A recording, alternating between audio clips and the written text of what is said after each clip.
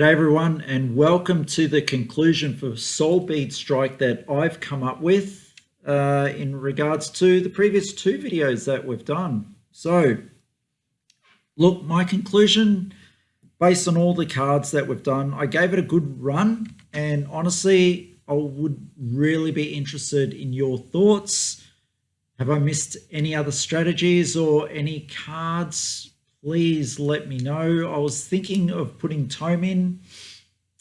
I don't have the action points to use Tome, and I can't give up a turn simply for Tome to come into play and for nothing else to happen. And that introduces like potions, which I didn't want to bring into the deck. So once again, we're looking at this deck, and let's just go through some of the things in this deck.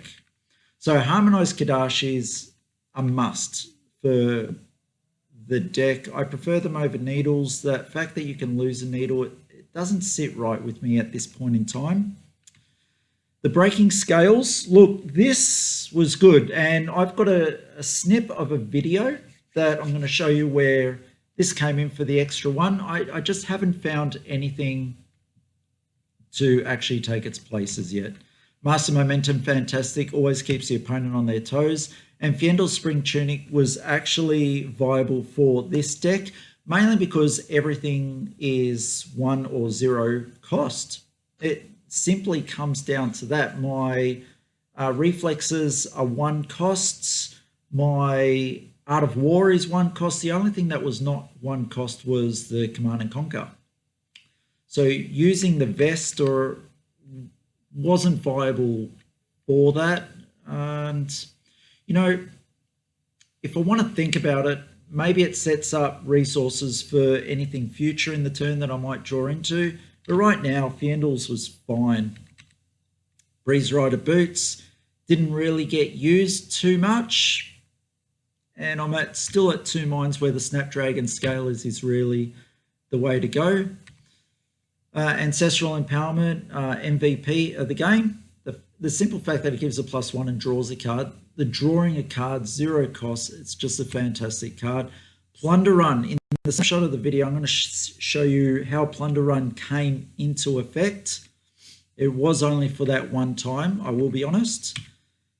So, look, the whole setup for this deck, it's not viable for competitive play. To test stuff out and to just have fun games and, you know, give yourself a little bit of a disadvantage over Lord of Wind type attacks, then yeah, do understand that everything costs 0, so you're having to make up for that in this. So, but Plunder Run was very good when it came into effect. I mostly used the blue to fuel stuff ahead of time, like the Kadashis, and setting up 1 for the reflex to come in.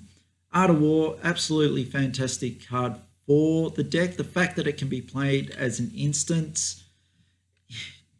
it gives you the cards. It's just not enough cards at the end of the day. You know, you pay 1 with this on Fiendel's, you're left with 3 cards, 2 cards, but then you're drawing back up to 2. So you got back 4 cards in your hand. Yeah. Head Jab, fantastic. And I included the other head jabs in there, and they were great. You know, even the red doing 3 was good. You'll see that in the snapshot video I'm going to show. Lunging Press, mainly used it for its energy. Didn't really come into effect for the +1. I'm sure it will, though. Razor Reflex, they don't expect it. And that 3 +3 on the red reflex is just hard to get over. They have to overcompensate and have a defense reaction in hand.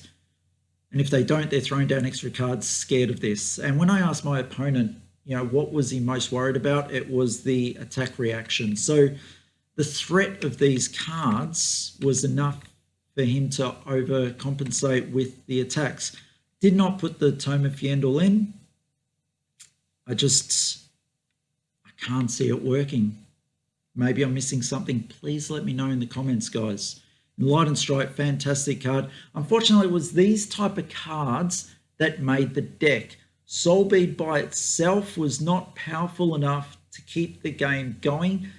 Me being able to draw up on Enlightened Strikes and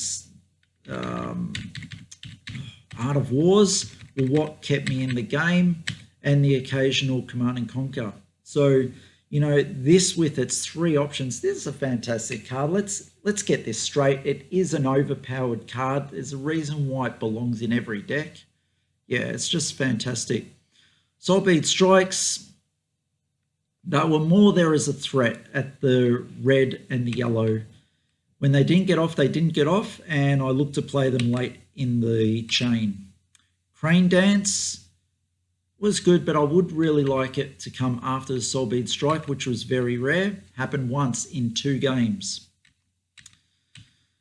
Heron's Flight, fantastic card if it's played after Crane Dance. And yeah, I got 1 or 2 of these off, I believe, in 2 games. In the second game, I didn't actually see the whole chain, so it's a little bit unfair.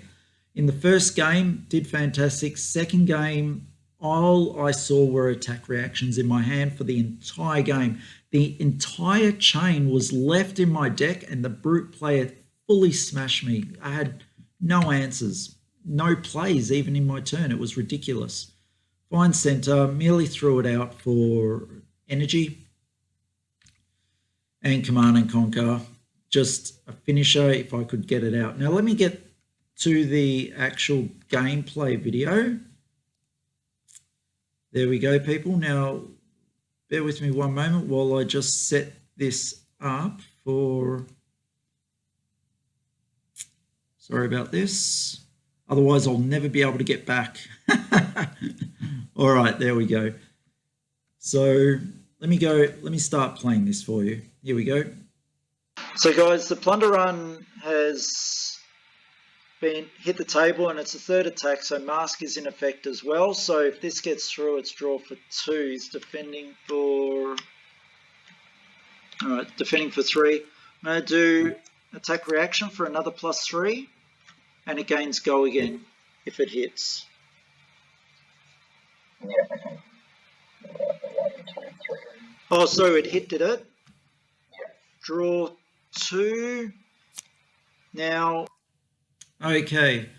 And there we see it, guys. So Plunder Run and Mask has actually hit and done pretty well. And so draw 2 cards, getting up a Head Jab and a Soulbeed Strike. Look, this was the only time it happened. The opponent's on 11. I'm on 21. This was the first game where I was able to draw into my cards. Next would just snap the Snapdragon Scalers to bring him down to 10. Play the Head Jab. It's got go again on there. The Heron's Flight has got go again due to the Razor Reflexes. Play Head Jab for another go again, bringing him down to 10, or forcing one of these 3 cards out of his hand. Remember, he is brute. He needs energy. He's probably made a huge decision blocking with that card down there, leaving himself with a play that he's got for next turn. The fact that I was able to draw 2 cards tells me that he didn't want to release those cards, and he's taking the chance that I'm not going to draw into anything. So I would snap the Scalers, bring him down to 10, play the Head Jab, hopefully bringing him down to 9, following that up with the Soulbeed Strike for another 3, bringing him down to 6. Very dangerous position. No matter what he's got in his hand, going down to 6 against a 21, there really isn't much to say about that other than he's going to most likely be playing out his hand to defend. Yeah? Can't remember how that actually went. I did cut the video so I could continue on with the game. As you can see, merely used the legs as defense. And when I looked back at that game, it was very much a case of maybe Snapdragon Scalers would have been better throughout that game, because earlier on I could have snapped it for a go again for some other items. You can see on the right here, I threw out another Soulbeed Strike to help with Katsu's ability to find some cards earlier on in the game. And the lunging press there, yeah, was merely there for energy, as I stated before. Now, bear with me one moment. I'll just bring us back to where we are. All right, there we go. So conclusion, people, is that I don't think it's viable for a competitive play. It just, look, it was fun to play, and Second game, very frustrating because I was only stuck with the attack reactions in hand. I could spend some more time with this, but what I really want to do is spend the time going on to the Torrent of Tempo chain. It is not the same with the costs that are in there and the extra damage. I think there is something else to look at with maybe the same, maybe different equipment. I don't know. I'm going to sit down and look at it. And I really love the Flutter Force card and what it can do with a Raging River. So, I just love these chains and investigating and experimenting with that. So I want to leave it with you guys that are watching this video. Please leave in the comment. Let me know your thoughts. Did I miss anything? Are there any other strategies that I've missed? And pretty much what would you like to see on incoming videos, okay? That's it for me today. Hope you enjoyed the video. Stay tuned for many more. See you all.